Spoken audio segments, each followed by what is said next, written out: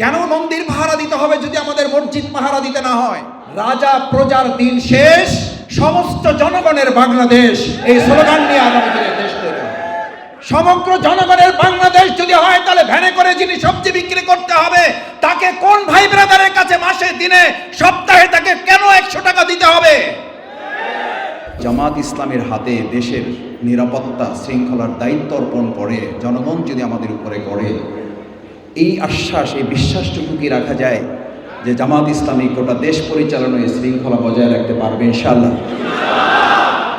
আল্লাহ তাআলা আপনাদের এই প্রত্যাশাকে যেন কবুল করেন, সকলে বলেন আমিন। আমি বলছি এই জন্য যে বিগত 15.5 বছরে যে বাংলাদেশকে ভেঙে চুরে খান খান করে ফেলা হয়েছে, 3টা মাস চলে গেল, আমরা এখনো বাজারে দ্রব্যমূল্যের ঊর্ধ্বগতি লাগাম টানতে পারি নাই।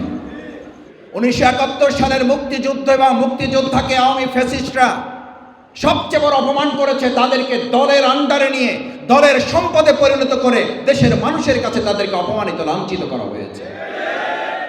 আমি মনে করি আগামী দিনে 2024 সালের জুলাই এবং আগস্টের শহীদ, আহত, পঙ্গুত্ব বরণকারী ভাইগুলো কোনো দলের হবে না, তারা দেশের সম্পদ।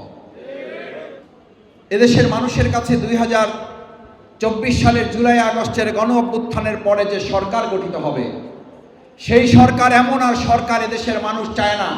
এমন সরকার গঠনে দেশের মানুষ ভোট দিতে যাবে না।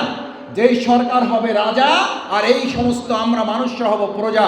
রাজা প্রজার দিন শেষ, সমস্ত জনগণের বাংলাদেশ, এই স্লোগান নিয়ে আগামী দিনে দেশ তৈরি হবে। সমগ্র জনগণের বাংলাদেশ যদি হয়, তাহলে বাড়ি নির্মাণ করতে টাকা চাঁদা দিতে হবে। সমগ্র জনগণের বাংলাদেশ যদি হয়, তাহলে ভ্যানে করে যিনি সবজি বিক্রি করতে হবে, তাকে কোন ভাই ব্রাদারের কাছে মাসে, দিনে, সপ্তাহে তাকে কেন 100 টাকা দিতে হবে? রাজা এবং প্রজার মালিকানার দিন শেষ। 18 কোটি জনগণের বাংলাদেশ। আমরা 71-এ দেশ স্বাধীন করেছি। এই দেশ 71-এ আমাদের মুক্তিযোদ্ধারা দেশ স্বাধীন করেছে।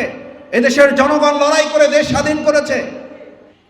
53 বছর অতিবাহিত হওয়ার পর আমাদেরকে কেন ভোটের জন্য লড়াই করতে হবে? আমাদের ভিন্ন ধর্মাবলম্বী অমুসলিম ভাইয়েরা এখানে আছেন, কেন তাদের মন্দির পাহারা দিতে হবে যদি আমাদের মসজিদ পাহারা দিতে না হয়? Double million offer, Walton fridge কিনে পেতে পারেন 20 লক্ষ টাকা, রয়েছে কোটি কোটি টাকার নিশ্চিত উপহার। কেন আমাদের তাদের উপাসনালয়ে যখন তাদের উৎসব আসে, কেন আমাদের মতবিনিময় সভা করে তাদেরকে সচেতন করতে হবে যদি আমাদের ঈদুল ফিতর এবং ঈদুল আজহার আগে মতবিনিময় করতে না হয়? এ কথা শুনে হয়তো কেউ কেউ বলবেন, ভাই এত সুন্দর বাংলাদেশ কি আমরা পেয়েছি? না, পাইনি বলি তো আমরা এই লড়াই করেছি। আমাদের ভাইয়েরা এই জন্যই লড়াই করেছে। আমাদের নেতৃবৃন্দকে হত্যা করা হয়েছে। বাংলাদেশ জামাত ইসলামীর উপরে যে জুলুম করা হয়েছে, আমাদের রিমান্ডের সময় নির্যাতন চলাকালে আমাদেরকে বলা হয়েছে, আপনারা কিসের উপরে ভিত্তি করে এত শক্ত কথা বলেন? আমরা বলেছিলাম আমাদের ভিত্তি হচ্ছে দুটো, এক আল্লাহর ভালোবাসা আর জনগণের ভালোবাসা।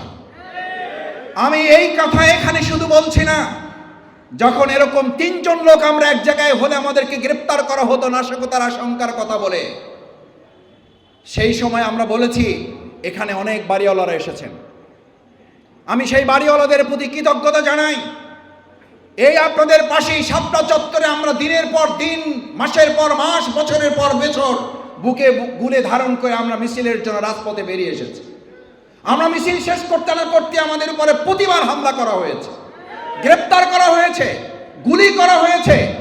একই সাথে ওখান থেকে মিছিল শেষ করে আমরা প্রত্যেকটা বাড়ির দরজা, গেট এবং দোকানপাট যেখানে গিয়েছি, আমাদের প্রত্যেকটা দরজা, গেট আমাদের ভাই বন্ধুরা আমাদের জন্য খুলে রেখেছেন বলেই ইসলামী আন্দোলন, জামাত ইসলামের জন্য আন্দোলন করা সহজ হয়েছে।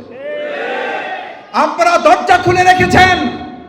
আজ আসমানের মালিক আল্লাহর কাছে দোয়া করি, আল্লাহ এই ওয়ারিশ গোটা বাংলাদেশে জামাত ইসলামী আন্দোলনের জন্য, এই আন্দোলনকারীদের জন্য আপনারা যারা আমাদের জন্য দরজা খুলে